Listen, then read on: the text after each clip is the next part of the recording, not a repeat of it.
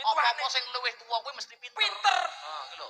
Aja disepele. Lah, iki lho. Paham ra? Paham ora? Kok plentas-plentus. Sing tuwa niku mesti luwih pinter. Ayo no. Mesti wae penggaweane luwih apik. Apik.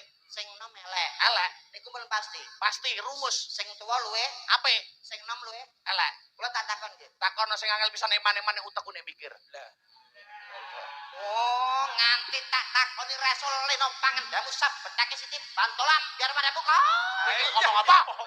Ya apa? Malah sakilan ngono.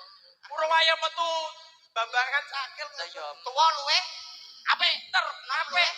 Luwih elek. jenengan ngerti pate sengguni. Ngerti? Enom napa tuwa? Tuwa.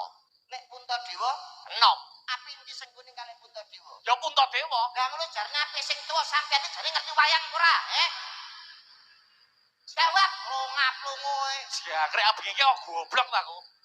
Pelajaran yang bisa diambil dari kisah tersebut adalah intinya kebenaran dan kesalahan tidak mengenal usia.